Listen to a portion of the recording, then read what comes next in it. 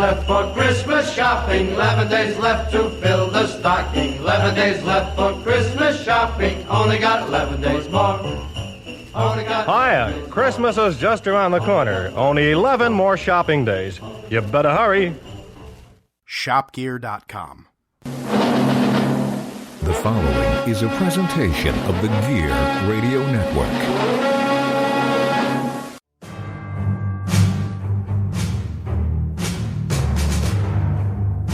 From wherever we decide studios, broadcasted live on iTunes, Spreaker, and worldwide, this is the Turnbuckle Talk Radio Podcast with your host, the producer, Pat G. The G stands for gangsta.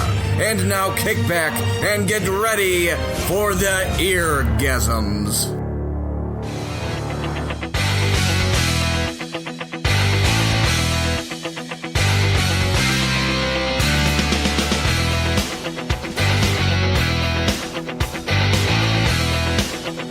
Ladies and gentlemen, it's another edition of the Turnbuckle Talk Radio Podcast, TTRP, brought to you by Gear Network, and of course, All right, hold on, pause. No, I don't even want you to introduce me. Ladies and gentlemen, you know me, I know you, we know each other. Cyclone Jones, back in the building, one again. You hear my voice. It is the eargasm that you've been waiting for. Back on the TTRP, baby. What's good with it? You know what? I wasn't going to introduce you. I was going to bring you in as the special guest. Mr. I got to steal the spot and put myself over. Oh, you damn right. What has changed? What has ever changed? Other than me knocking people out still on a daily basis when I'm in the ring. Ain't that right, Dan? Well, clearly you don't change your clothes or your underwear. But, yeah, since I'm going to be the one barbing you back, it is me. It is Sergeant Fury. This is a triple threat tonight. Like, I'm super excited. Christmas came early. Yes, Christmas did come early, and of course we are brought to you by GearNetwork.com, and you can hear us on all your podcasting devices, especially Apple Podcasts and Spreaker. All right. And that was good, Peggy. Clap, clap, clap. Very good. We're going to start the show off tonight as the WWE has released some talent, one person in particular, to the Western New York area, and that would be Luke Harper, a.k.a. known as Brody Lee. When this news dropped, it was probably about 3 o'clock yesterday afternoon as the Buffalo Bills, Baltimore Ravens game was playing, and I posted and shared and everything. And then the rest of Western New York found out, and kind of everybody was like marking out a little bit, because now you get a guy that has been a fixture in the Western New York independent wrestling community for a long time before going on to WWE, and now he gets to work with a lot of up-and-coming younger talent. Well, I mean, I'm personally excited about this because we've had this conversation before about Luke Harper, a.k.a. Brody Lee. And speaking of which, Brody Lee did put in for the trademark to that name last week. So I think the writing was on the wall, at least for some fans, that he went out there and preemptively struck in order to get his original ring name copyrighted so that WWE couldn't do some stuff, some shadiness, if you will, and try and have a wrestler come in and use that name. I think it's excellent for the business. You know, the moment we found out about it, I messaged you in private, and the first thing I said was, do we expect to see him on New Japan, by time Wrestle Kingdom rolls around? And I think hopefully that's kind of the consensus, that you would have someone who is a multiple time champion at that level, who may have in the last few years, petered off as far as, being recognized on television, all of a sudden is not only back on the independent wrestling scene, but he can have these dream matches because he is he's deceptively huge. So to see him go against, maybe Kenta over in New Japan, or we were, romancing about what a real fight he and John Moxley could have, or him and Juice Robinson, or him and Okada, you know, there are some dream matches that can be had for Brody if he goes that route. And of course, there's always the kind of the gopher that everyone's saying is AEW. I mean, what do you think, Cyclone? Do you think he is going to do the independent circuits, get his name back out there, get people to call him Brody, and then go to something like Japan? Or do you think we're going to see him closer to just, going balls out, here I am at AEW? You know what I think is that with him, like you said, with him copywriting the Brody Lee name, because that's who he is, that's where he started, that's where he came from. In the Rochester area, putting shout outs there, yeah, I mean, even though I'm in Buffalo, I still got to put the shout outs for Rochester. But I think what's going to happen is, I think he's going to do the AEW thing. I'm pretty sure WWE is going to smack on that 90-day no-compete clause, of course. So you're not going to see Brody as soon as everything, all the dust has settled. Speaking of that, they already have. It's already been reported that all the recently released talent all has the 90-day compete clause. So you'll not be able to see Luke Harper or the Ascension or Sin Cara, for that matter, until at least February in ROH and or AEW. Right, exactly. So that's already done and said. We already knew that was going to happen. WWE is going to try and stop them without, picking up that whole head of steam that they would have now. So with that being said, he's already moving to Florida, which from the rumor mill is already stated. So with that, he's going to AEW. That's my personal opinion, my professional opinion, my professional thought guess is that he's going to take that head of steam. He's already been on television, I don't think he wants to work the indies. Not saying that he doesn't want to, but I don't think that his direction right now. He knows he can, but I think AEW is picking up steam, and with Brody Lee on that roster as Brody Lee doing what he can do and what he should do is going to be amazing, and that's where he's going to go. Well, the thing with the talents for AEW, and Cody has mentioned this, is with AEW really only running once a week. They have Dynamite, and that's it. They don't run house shows or anything. A lot of the talent for AEW has the ability to go out and work them independent shows on the weekends, on your Friday and Saturdays. So that's why you'll be able to see the team that we're going to talk about very shortly here, the Butcher and the Blade, among others, is they're able to still go out and work for them independent companies on the weekends, because AEW really only focuses everything on their weekly show, which is a Dynamite. Mm-hmm. And the good part about that is that one of the critiques of AEW when it was starting up, and I mean, I'm sure Cyclone heard the same thing, was a lot of these guys, yeah, you know them from the independents, yeah, they might be internationally known, but can they work hard cam? Do they know how to work a televised match? I mean, we've all heard that there's an extremely large separation between what you're allowed to do in New Japan, and then when you come to WWE, they tailor you into that. You still have to fit that time frame. You still have to be able to fit that television time slot to be able to go 6 bell to bell and, be able to get your sponsors in. Someone like Brody has that experience like a John Moxley, has that experience like a Cody Rhodes, has that experience, like a Chris Jericho, who has been there, done that, and knows, okay, this is how to lead so that we can take this 6-minute segment and make a very entertaining story out of it. And really someone like that could bring up, instantly when you mention AEW, Luchasaurus versus Brody Lee. You have 2 super athletic big men who can go in there and, if given an opportunity, could tear it up. My nipples just got hard because you just said that match. That was amazing. Say it again. I mean, the possibilities are endless, because let's be honest. I mean, a few people obviously on this podcast know Brody from his time, in the Northeast Independents. I've never had the opportunity to see him other than as a wrestler. I've known, like my trainer JP and Steve Cruz, they knew him on a personal level on the Independents. And they said what he could do as a big man has never been scratched on the surface. It would kind of be nice to just take the governor off of someone who at one point in time, at least seemingly was the heir apparent to that big man super heavyweight that The Undertaker had laid claim to 29 years ago. Right. Yeah, dude. Like, I had the pleasure of meeting Brody at a show and actually getting to watch him work when I first started at RCW, and he went up against Jimmy Olsen, and that match just sparked independent flames in my heart and head.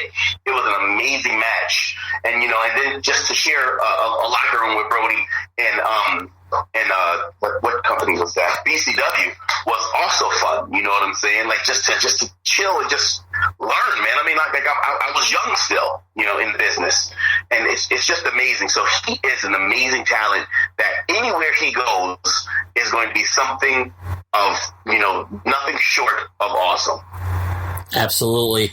And speaking of keeping it local and so to speak with AEW, is last week we saw the debut of the Butcher and the Blade on AEW as they attacked Cody Rhodes. Of course, Pepper Parks and Andy Williams. And of course, with Allie being known as the Bunny, and they're going to have their first match this upcoming Wednesday, as the Butcher and the Blade will take on Cody Rhodes and QT Marshall.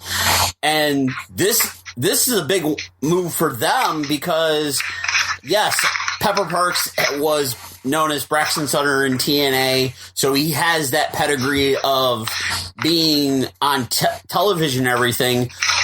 But a lot of people were wondering who they were when they attacked Cody. Like, a lot of people didn't understand who the Butcher and the Blade truly were.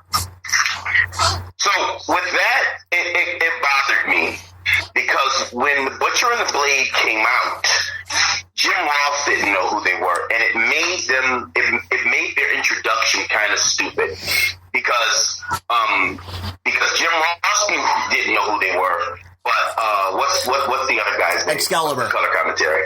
Excalibur knew exactly who they were. And I'm like, but they just came out the ring, out the middle of the ring. There should be some kind of mystery there. You shouldn't exactly already know who the hell they are. And Jim Ross has, it was 100% and 0%. You knew nothing. He knew everything.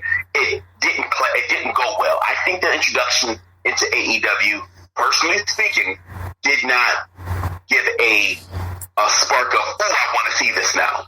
I don't think so. I can understand that. I can totally understand that because, of course, we all know who the Butcher and the Blade are because we've all had interactions with them, in locker rooms and matches and everything. But to have someone that was essentially the voice of wrestling, because that's what Jim Ross is, you would think someone like that would get cued in as to what was going on. But the reports coming out after the fact it was a surprise, and Jim Ross did not know at all. And that's horrible. Go ahead, Danny. I'm sorry. Go ahead, Spirit. It's not only horrible, but to jump on Cyclone and, add to what he's saying, this is supposed to be a team that we now can see as future contenders for the AEW Tag Team Championships, correct? These are supposed to be guys that instantly they're going after Cody Rhodes. This ignites a new level and a new layer of any kind of Rhodes feuds that can come down the road. I mean, we got, Bash at the Beach in Miami coming up next year. These are supposed to be big-time events. Big-time players get busted out. And it's kind of like a fart in church. You both have acknowledged that Jim Ross is the voice of a generation of wrestling. I'm sorry, I hate to say what I'm about to say. Mike Tenay would have sold that shit like $1 million. Jim Ross. Yes, he would have. it just kind of fizzled. And I mean, granted, Mike Tenay is the professor of professional wrestling, and Jim Ross can navigate you through one hell of a story, but it kind of showed that what independent wrestling fans know and what your everyday schmuck at Walmart knows about pro wrestling aren't necessarily one and the same. And this kind of was an example that first off, they need to get everyone on the same page so that you sell these stars, not just these dudes showing up from WWE or Impact, but from all walks of professional wrestling. And also, you might want to look at this as it may not have been the debut you wanted for these guys, but let's not make that happen as a habit when you're introducing other future stars showing up. Yeah, especially with what it seems like Cody, the Young Bucks, and Kenny Omega have all looked at the independents, and even Chris Jericho has even said it. He's like, yeah, you could bring in X guys from Impact and TNA and WWE and everything, but those guys are only going to get you so far. You have to look to the places that a lot of people don't know to find your next up-and-coming talent. And the more you make yourself aware of the independents and them higher tier independents and the people that wrestle for those companies, the better off you're going to be when those people debut on your shows. But that's going to do it for us on the first segment here. Keep it locked. We're going to take a short break. But listen to these commercials, and because we got to pay some bills, I'd like to thank Cyclone Jones for joining us and making his return to the TTRP. You know how it is. So, with that being said, I take you guys to break. Ladies and gentlemen, you know what it is, how we do it. Orgasms all over the place. Pay some bills. I still hate JC Money. We're out.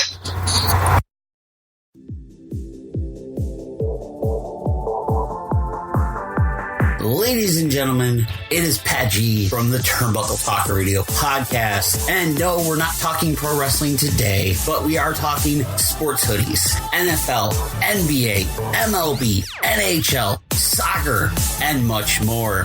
And this is brought to you by houseofhoodies.com, a new sponsor here at the TTRP. You can visit thehouseofhoodies.com and pick up your favorite team's merchandise. They have current players, former players, or you can customize your own hoodie, whether it be the NBA, NHL, MLB, and the NFL. After you're done shopping, use the promo code TTR Podcast and you will get 15% off your order. That's TTR Podcast for 15% off at thehouseofhoodies.com.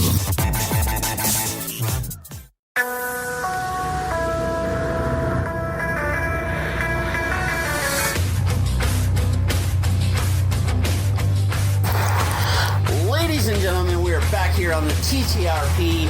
Thank you for listening. I'd like to thank Cyclone Jones for joining us for that first segment, talking about everything Western New York related with Brody Lee and, of course, the Butcher and the Blade debuting in AEW. But we're going to switch gears to WWE, and it is time for me and Dan to, so to speak, demand our money.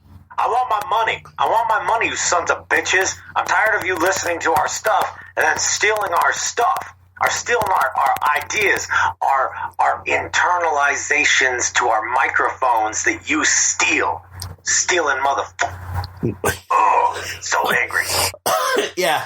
So, once again, WWE and their minions listening to wrestling podcasts has stolen our ideas because before the title was talked about and debuted, we spoke about the last episode, which you could listen to Apple Podcasts, Spotify, and Spreaker, of course. Wherever you get your fine-ass podcast. Yes. We talked about how the Fiend, Bray Wyatt, should have a title that's specific to him, similar to how Stone Cold Steve Austin had the Smoking Skull belt. And what happens? They make the clown belt. And in fact, here's the thing: when that belt was debuted, they said he was going to introduce a new friend, and I'm thinking, okay, there was rumors that there was going to be another belt, like more of a fiendish belt, and I'm thinking, okay, if they just do a leather strap that's different, that's not really something special. That's not really something unique. You know what I mean? Yes. And then they bust out something where, okay, Bray Wyatt's mask was made in part by Tom Savini, who is a horror special effects acting legend, okay? If you want to know Tom Savini's work, the original Friday the 13th and the original Dawn of the Dead, look those up. And if you don't know who Tom Savini is, he was Sex Machine and From Dusk Till Dawn by Robert Rodriguez. Anyway, he's the dude with the gun dick. So I digress. He goes out and makes this Necronomicon-looking, evil, sick, demented Bray Wyatt Fiend championship belt. Absolutely beautiful. Yes, it definitely is. It's a very cool looking belt, and it's very cool looking, but it's our idea, damn it. It's not only our idea, but the night that it debuted, pictures of it, started obviously circulating online. Yes. And then the price tag dropped 3 days later. Yep. $6,500 for this ultra limited edition Bray Wyatt the Fiend championship belt designed by Tom Savini and his crew. Okay. I am about to defend the price of this belt, mainly because Pat G and I want our cut, WWE. We want our cut of the money. Anyway, I am a collector of high-end collectibles. I will purchase statues and other artifacts that may be quite expensive, okay? Not denying that. You are paying for what you get with this belt. From the looks of it, not only is it an ultra-limited run, okay, like I think barely a few thousand. So it's not like they mass-marketed these things like they do with Winged Eagle belts and the quality is going to be bad and it's going to chip away. Okay, these things are highly detailed. They're done on 100% genuine leather. They're not like the straps that you're going to get that are going to snap and break and bend. You can tell some detail and some time are put into each one of these. My big thing about it is it wasn't the $6,500 price tag that went along with it. It was these self-righteous fans that suddenly said, oh, who would stand there and buy a $6,500 belt? A lot of you would if you had $6,500 to spend on a Fiend Bray Wyatt belt. Don't pretend like you wouldn't. Don't act like just because it's got a clown face on it looking like a fat Violent J Necronomicon that you wouldn't sit there and purchase this belt. It is a beautiful piece of art. And if you're a horror fan and a wrestling fan, this is literally the perfect gift. It literally is the perfect gift. It's the price of a car. But at the same token, dude, if I had an expendable $6,500 to put down on that kind of a collectible, the first thing I would do is try and get Bray Wyatt and Tom Savini to sign it. And then I would put it in a display case. I would have lights all over it. I'd have it on a crushed red velvet pedestal with the nice globe over it, so no one could ever get their dirty little Dorito-eating hands on it, so that I'd never have to worry about breaking someone's fingers for touching a $7,000 belt. You know what? I don't even have to defend the price tag. You defended it as well as you can defend it. It's okay. I won't lie. I have both spinner belts, both of the John Cena spinner belts. I have the United States and I have the Ultimate Edition spinner belt that was like $800. Okay, I have my fair share of collectible belts. I know a lot of people who do. I know a lot of belt collectors, a lot of dudes who like to have them up on the mantles and whatnot. When I was a wrestling fan, yes, I would spend money on them. If I had the expendable cash for something like this, and I was one of these wrestling fans that gets front row seats to WrestleMania every year, shit, yeah, I would buy this thing. Speaking of that, I want to know what job the one fan has, because every WWE pay-per-view that I have seen in the last couple of years, and my mom has pointed this out to me, the same fan is there. Oh, dude, I am not gonna even pretend. I want to know what job you have. What job allows you to essentially be a front row groupie? What do you do with the chairs at every pay-per-view? You know what I mean? Do you just have a basement full of chairs with each year where you just walk up and this was Armageddon, not 2009, and this is Unforgiven 2009. What black voodoo magic stock market guru sensationalism do you own in order to be able to go to every single show front row center and get that chair? Yeah, it ain't cheap. No, because I've sit in front row at a Raw or a SmackDown or a WCW show when they've come to Buffalo and everything. Those tickets are not cheap. They're a couple $100 at minimum, but to go every pay-per-view, especially the big four, and have that front row dead center to a degree seat in front of the hard cam where people at home can be like, it's the same guy. Literally, what kind of freaking Kevin McAllister dad shit is going on? Yes, I use Kevin McAllister because there's been the long theory of how that man afforded that house and a trip to Paris. What did he do for work? Yeah, well, believe me, I'm still trying to figure that out. They went to Paris, they went to Florida, all that shit. I can't believe, goddamn Home Alone. Anyway, I'm going to jump on this with you.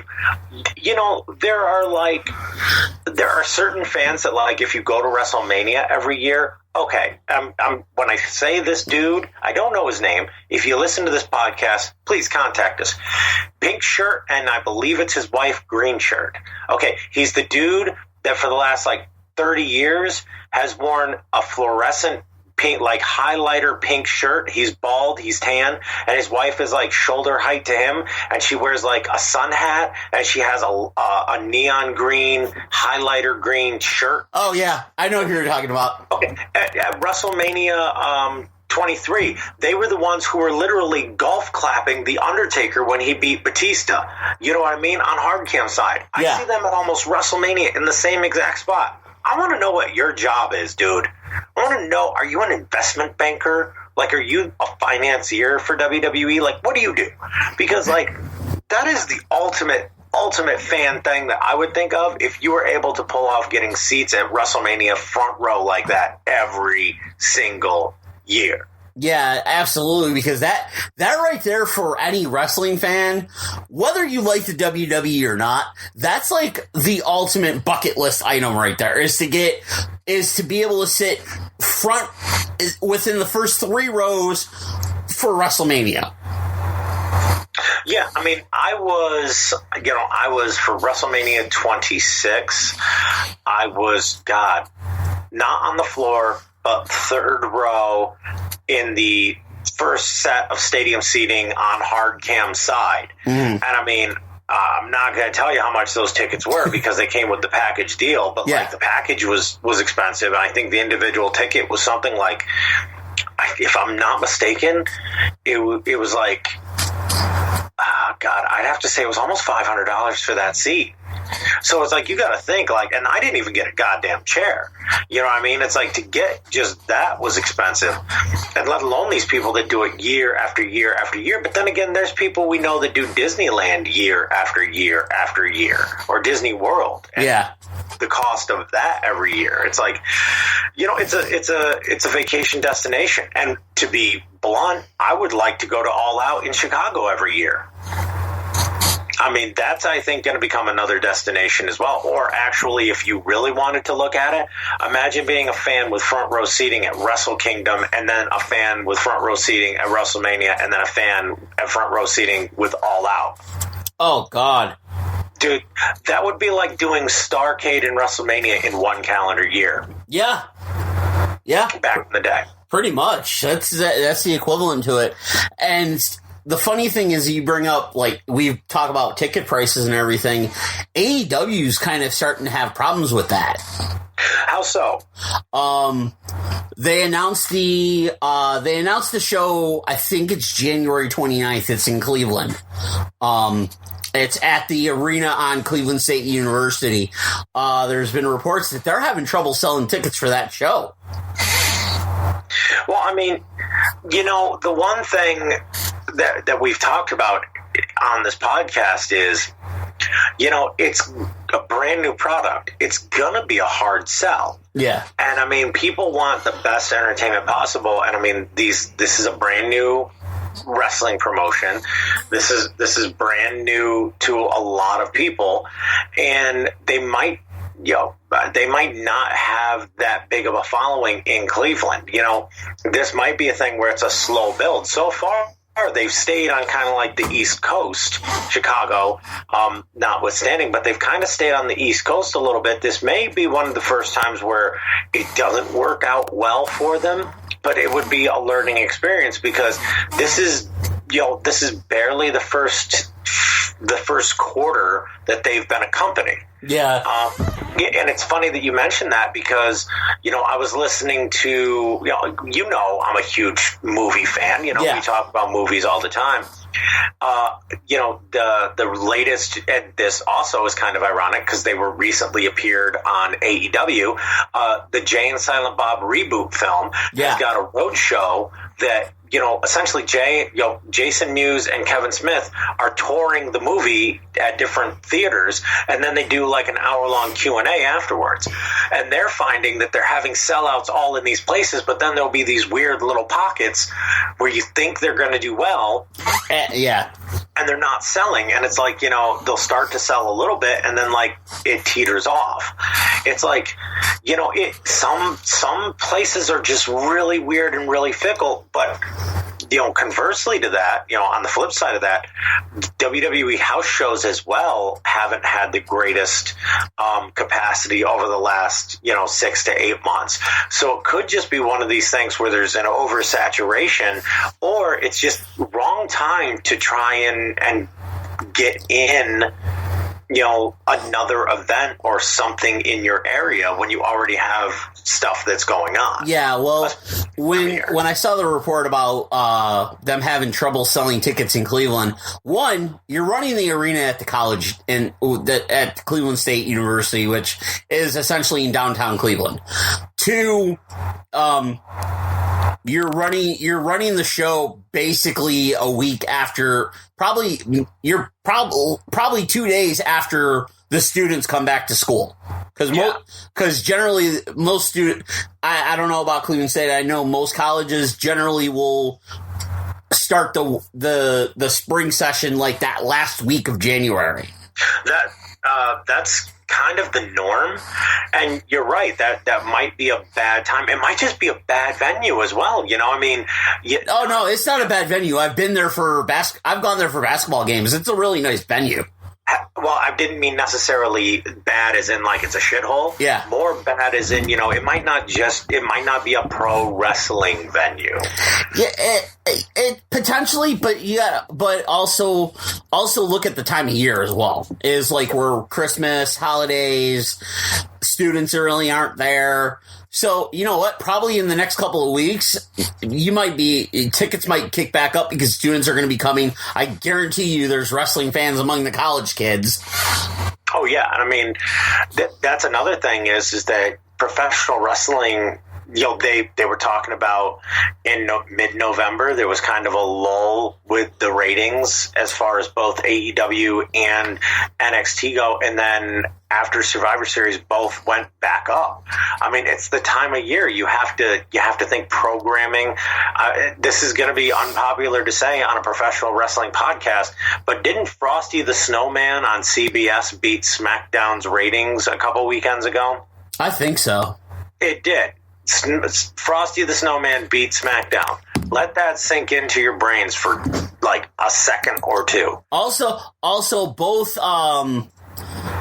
AEW and NXT, their final show is this week because they're not running the last 2 weekends. It's either the 11th or the 18th. I'm not sure. I know NXT's not running on the 25th nor the 1st, and I believe AEW is doing the same thing. Yeah, I think AEW is giving their people off, which is kind of funny because, Raw ran, Christmas and New Year's the last couple years that those had fallen on the calendar. Kind of like the old, Jim Crockett days where if there's a show to be had, we're going to do it, baby, and we're going to do it with style. It's like, you can make that money, baby. It's cool that they're doing it. It's cool that they're going to be the companies to say, not this year. Yeah. Well, we're going to take another break here, pay some bills, and get some fun stuff going on. And then when we're coming back out of the break, we're going to talk about AEW. We're very full AEW today. And the criticism that they get about maybe becoming a little too much WCW? That on the other side of the break.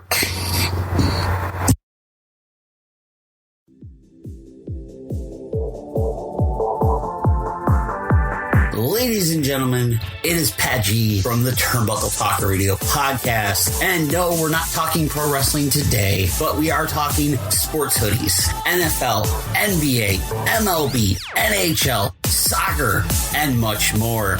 And this is brought to you by houseofhoodies.com, a new sponsor here at the TTRP. You can visit thehouseofhoodies.com and pick up your favorite team's merchandise. They have current players, former players, or you can customize your own hoodie, whether it be the NBA, NHL, MLB, and the NFL. After you're done shopping, use the promo code TTR Podcast and you will get 15% off your order. That's TTR Podcast for 15% off at thehouseofhoodies.com.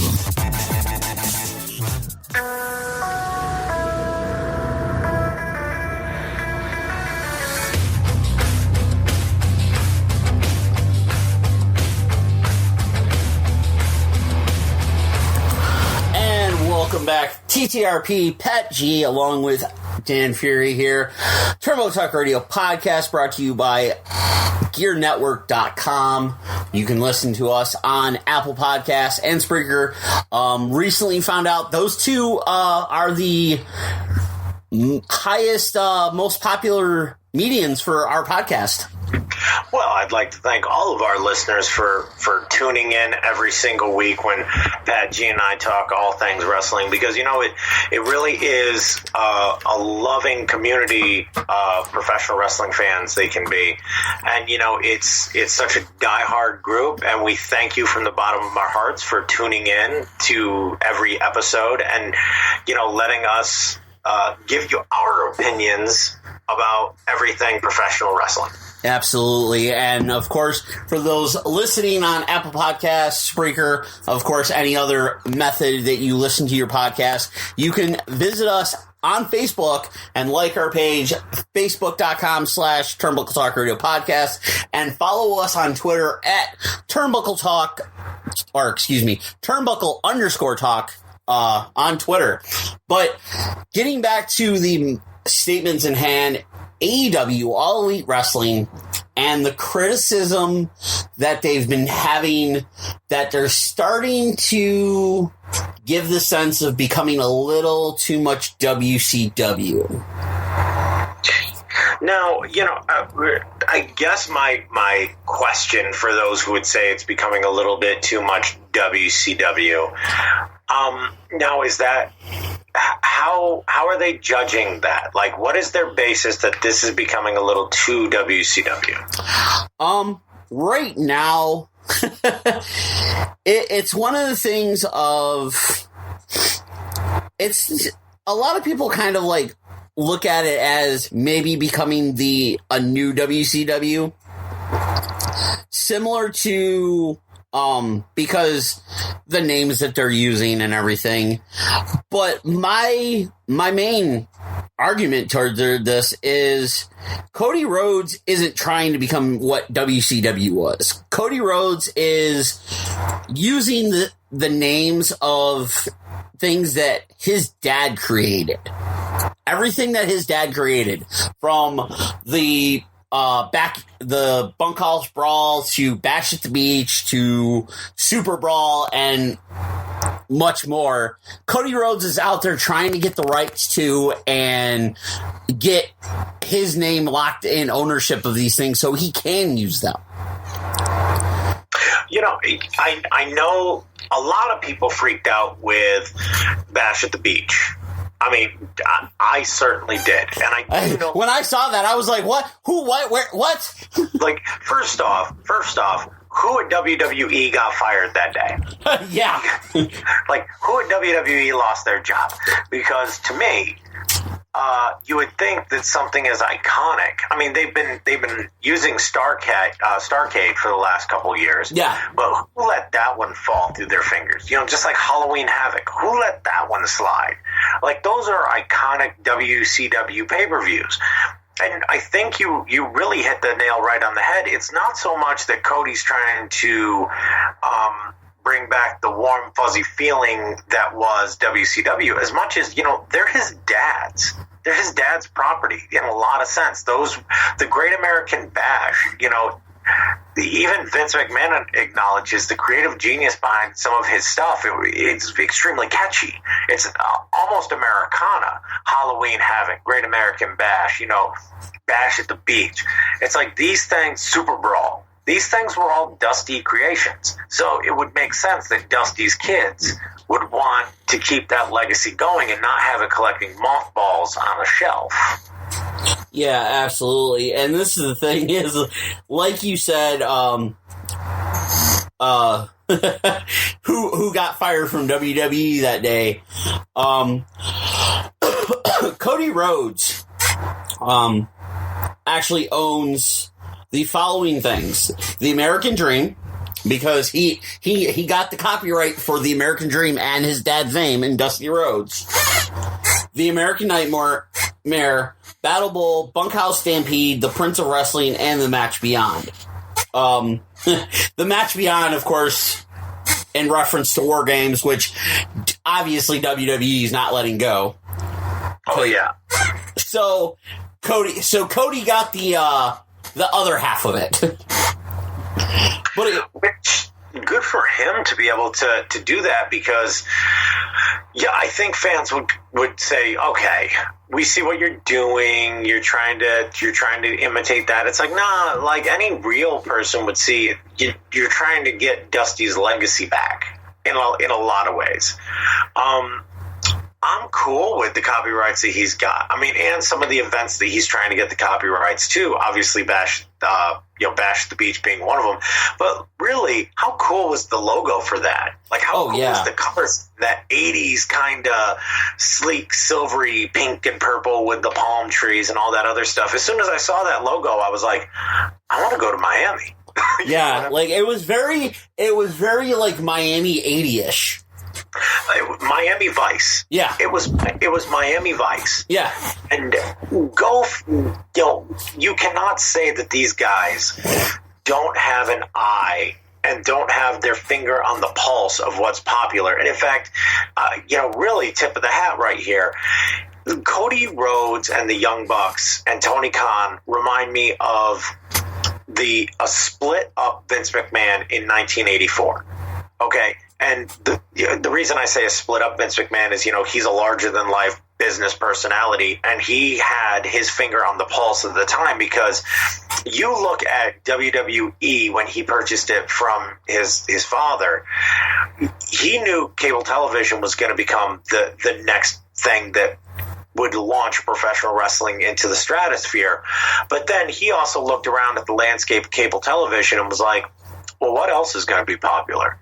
There's this thing called MTV. Yep. What if I were to get our programming and our stars on MTV? That would mean more eyeballs on the business, which would mean more people would tune in, which would mean more people come to the arena, buy the merchandise, more money. And it's like, he was young enough to know what stars, and he had a good enough rapport with the people around him to know what was hip, what was cool, who could you bring in to shake up pro wrestling. I mean, for God's sakes, Alice Cooper threw a python on Jimmy Hart at WrestleMania 3. They had Ozzy at WrestleMania 2. Cyndi Lauper. Cyndi Lauper. Muhammad Ali, Mr. T, Liberace. Liberace. These were all huge names, and I mean, they still managed to do it because to this day, we look back at the last 10 years of moments on Monday Night Raw, and in the top 3 is Hugh Jackman punching Dolph Ziggler in the face. Yes. It's like clearly someone in creative has the finger on the pulse. These guys have it as a younger version, the young version of Vince McMahon, where it's like they're willing to take risks. They're willing to kind of to see what young fans are into, because really they're not much older or younger than us, so they know what guys like us would purchase. Yeah, sort absolutely. of in the same way as Eric Bischoff did. Yeah. And the thing is it was recently, Jericho talked about it recently. It was one of the things of how different AEW is compared to WWE. And I believe it was Conan's podcast he was on and everything. I believe that's what it was. And he was talking about the creative differences and everything. And he's like, with WWE's system, there's a lot of writers, and there's a lot of approvals, and there's levels that you have to go through, and channels and everything. Where AEW, he says it's not the case there. He's like, everybody's got ideas, and it's a collaboration, whether it's someone with Tony Khan or Cody Rhodes or Nick and Matt Jackson. Everybody's working together. And yeah, of course, and Jericho said, of course, there's disagreements and everything. And obviously, at the end of the day, Tony's the boss, so what he says goes. But he's the guy where if you're super passionate about an idea and you really present it to him, 9 out of 10 times he's going to let you go with it. Yeah. And the funny thing is what Jericho said. He's like, after 30 years of doing this, I think I know what to do, and he's being allowed to do that, aka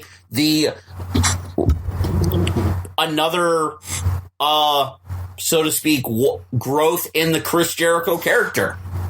And what was funny is about that promo on Wednesday night, everybody was like, oh, it's the list, and he's like instantly, yo, it's not 2016, get out.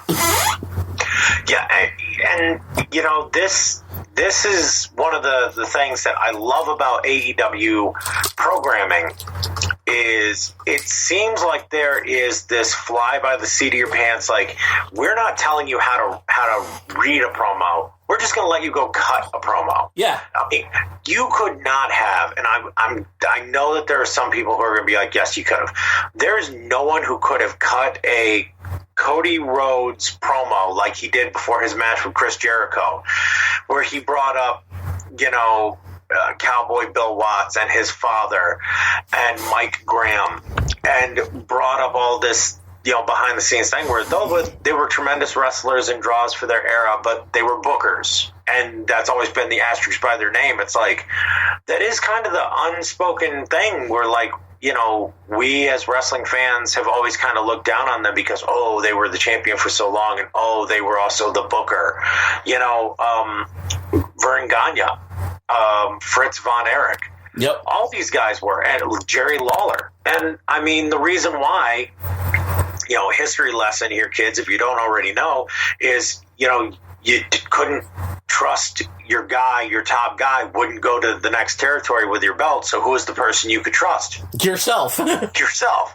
So that's why these guys were on top as long as they were in their own territories. Or you had people like Vern Gagne who, when he knew it was time for that he couldn't do it anymore, they were like, well, I can't trust myself because I'm not going to be there, so I'm going to trust my kid. So Vern Gagne had Greg Gagne. The Grahams, Eddie and Mike. It was same thing with Fritz von Erich. He's like, I have my sons to carry the thing. Yeah, it's one of those deals where there were very few territories where the Carlos Colon in Puerto Rico. It's very few of these promotions could have someone come out from the outside and instantly be trusted with the belt. That's why the NWA had a traveling champion in Harley Race, Dusty, Rick, whoever was on top at the time.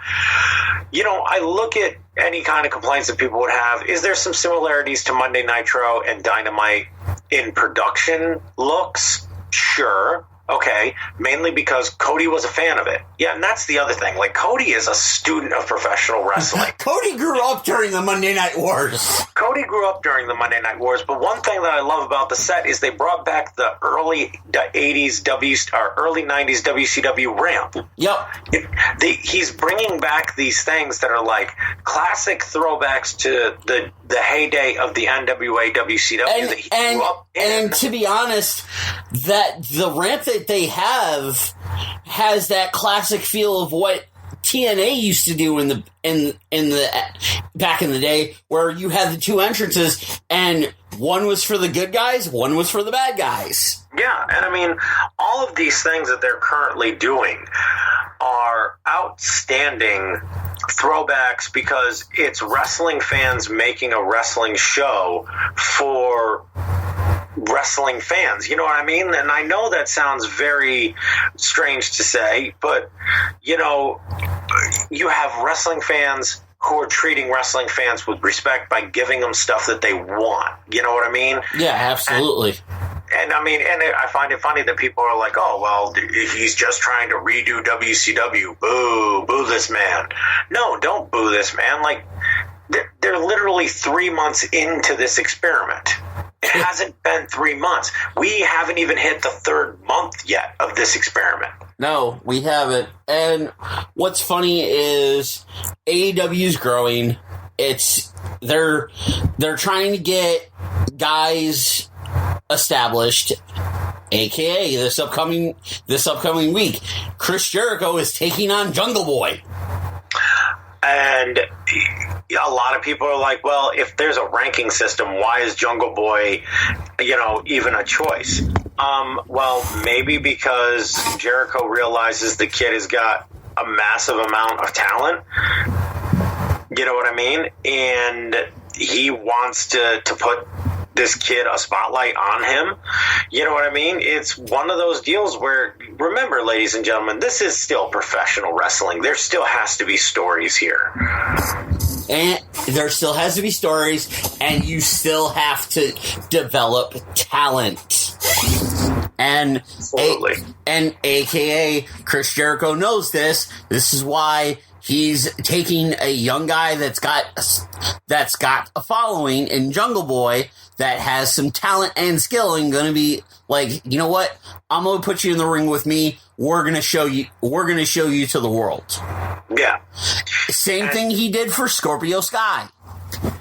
Well, same thing he's done for every one of those young talents. Hangman Page. Yep. Yeah. Hangman was a well-known to the internet crowd, but then Jericho worked with him, and now more people knew who he was.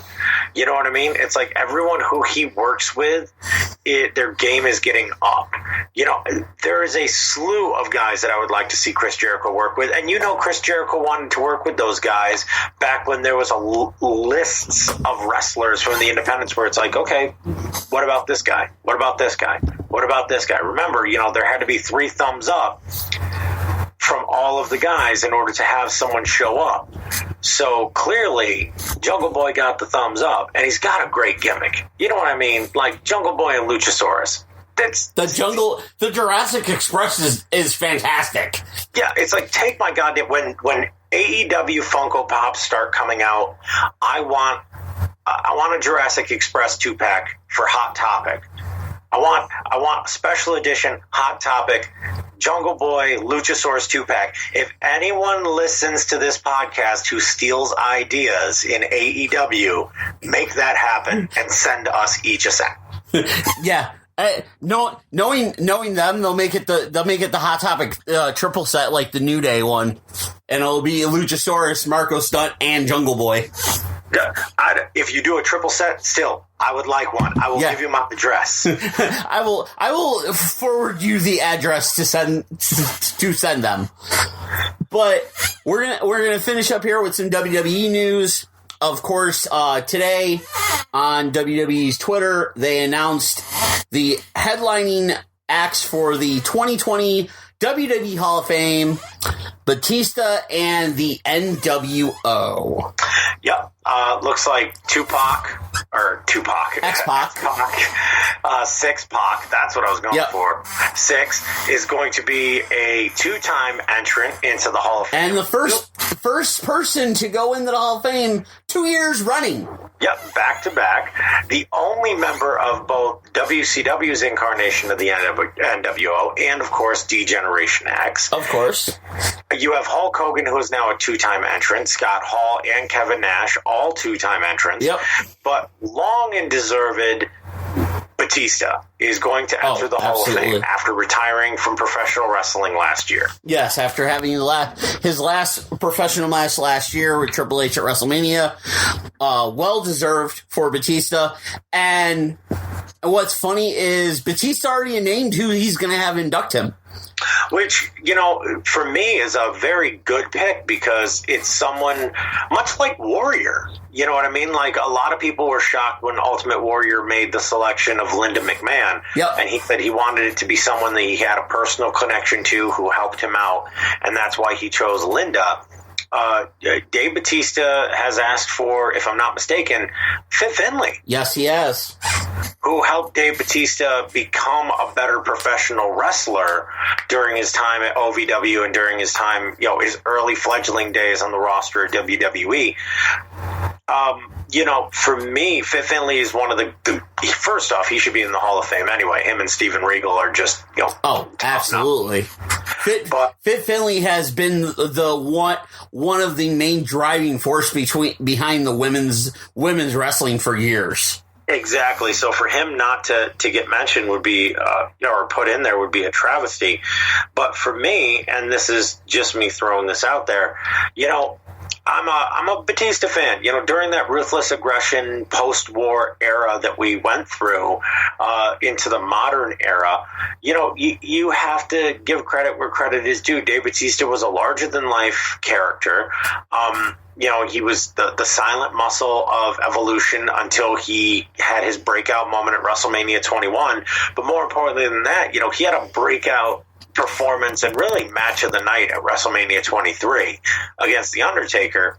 And those two really put SmackDown back on the map after it had kind of fallen off in 2004, 2005. Yeah. They provided one of the best feuds in pro wrestling, and really Dave Batista's contributions outside of professional wrestling with, you know, rescuing bulldogs or, you know, pit bulls, as well as, you know, his contributions in acting where you have to give credit where credit is due. He is part of one of the most successful movie franchises out there. And, you know, he continues to, you know, have these great breakout roles. You know, he's a fine contribution to the Hall of Fame. And someone who, you know, as soon as I saw that he was officially retired, it's like, okay, good. it'll be nice to see the animal go into the Hall of Fame. And it's nice that they're announcing it this early as well. Yeah, I was very surprised at that, at how early they announced it. But a lot of people were happy that Batista got announced and everything because Batista's career. But there was some criticism along with the NWO because while, yes, you're going to induct the 4 members, so to speak, some people are wondering about Big Show. Not just Big Show, but it's like, because he was really the... As well as Ted DiBiase, because those were the original 6. Yep, those were the original 6.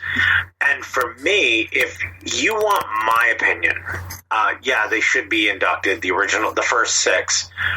But I almost think, there's a part of me that wants Eric Bischoff to be inducted, but obviously with what happened recently with him being released from WWE, I don't know if he'd be up. From what I understand about that is Bischoff knew he wasn't going to be there long.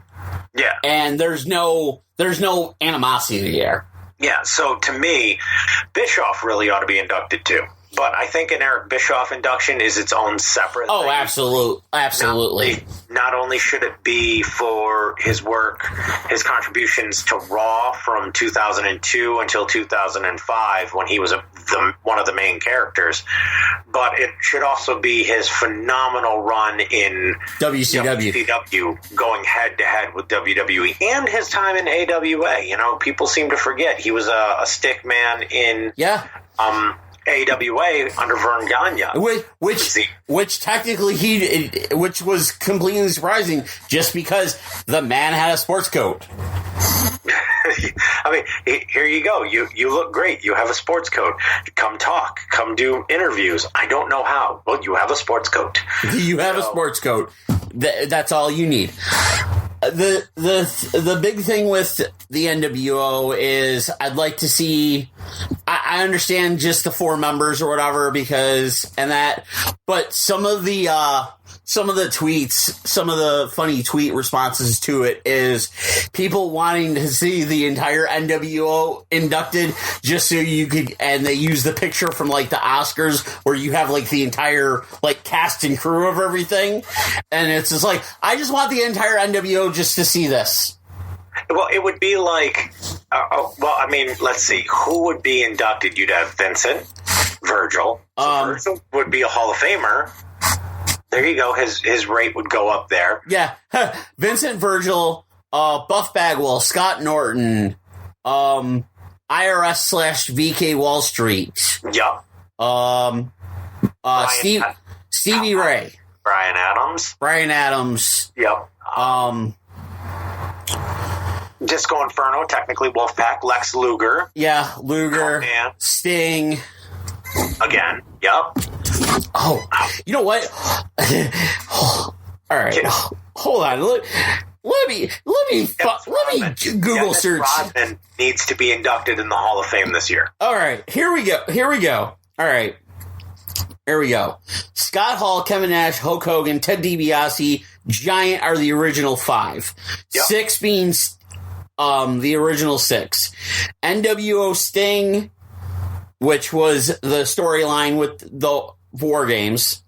Vincent, Miss Elizabeth, Eric Bischoff, Buff Bagwell, VK Wall Street, Big Bubba Rogers, Scott Norton, Masahiro Chono, Randy Savage, The Great Muta, Tenzin, Conan, Kurt Hennig, Rick Rude, Louis Spicoli, Dusty Rhodes, Brian Adams, Scott Steiner, The Disciple, Nick Patrick, Bret Hart, Brian Adams, Scott Steiner, Dusty Rhodes,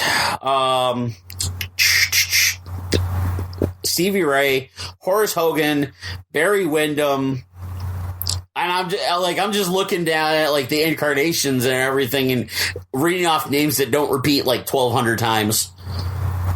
David Flair, Torrie Wilson, Rick Steiner. Yep. Jeff Jarrett. Ron and Don Harris, Mark Johnson, Pamela Paulshock, Madeja, Tylene Buck, April Hunter, And then, of course, you had the NWO and New Japan, which was a lot of the same members. Masahiro Chono. Yeah. Goto, O'Hara, Big Titan, Akira. Then you had in the WWE version, which was a mix of the same six. Shawn Michaels. Booker T. Yeah. The amount of NWO members. Oh, my God. That would be literally... what they would need to do is they need to do that old school limo gimmick where they have 8 limos show up and all the members of the NWO come out. Okay, like, legitimately, that would be hilarious in the sense of you're inducting the main 4, which is Hogan, Nash, Hall, and Syxx, okay? But to have those 4 roll up with the limos and have the random members of the NWO throughout the years, like, in the limos with them, that would be hilarious. Oh my God, I can't do it. I just. The question is who inducts them? Okay. See, Bischoff could induct them. Yeah. You'd have to. Okay, so there'd be that Bischoff, obviously. Yep. So Bischoff. I would say the top three names off the top of my head: Bischoff, DiBiase, or Ric Flair, or Sting, because Bischoff could, talk about, obviously come out and be like, yeah, blah, blah, blah, the creation and everything. And then these are the guys that did it. And then Sting could say, greatest rivalry, whatever. Really, the only person that I think deserves to do it is Bischoff. Eric Bischoff is the only person that should be able to induct the NWO. Bottom line. Yeah, I could completely agree with that. Maybe that's a potential reason why he's not being inducted. Yeah, maybe he's the inductor. Yeah, and a year from now, or the next Mania, we're going to have the inductee. Yeah, and Bischoff gets inducted in. But that, of course, we're going to have plenty of Hall of Fame talk because there are so many names that have yet to go in. And hopefully this year is in Tampa, so that would be kind of cool to see. Yeah. And a lot of people say that's a prime reason why the NWO is going in, because it's Tampa and Hogan and all that and whatnot. But you know what, they did DX last year. They've done the Horsemen. Now you're doing the NWO. You have the top 3 factions of all time. Yeah, until of course we end up getting the Shield in 10 or 15 years. Yeah, that's very true. That's 10, 15, 20 years from now. And whatnot, you get the Shield. You get all 3 members of the Shield. But that's going to do it for us here on the TTRP. Thank you for listening. As always, we will be back again later this week with another episode for you folks. As we all know, wrestling is ever constant breaking news 24/7, 365. But for Dan Fury, I'm Pat G. This is the Turnbuckle Talk Radio Podcast. Thank you for listening, and we'll see you on the flip side.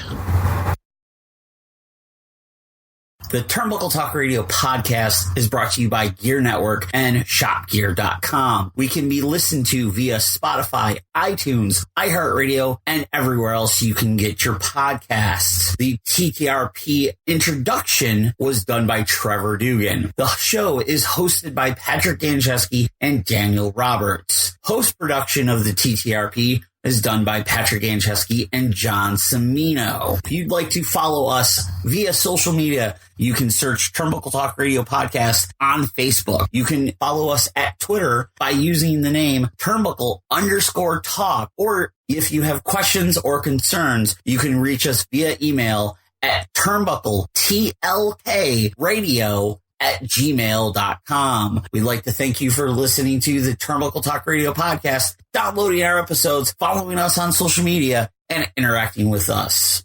The preceding presentation has been brought to you by the Gear Network.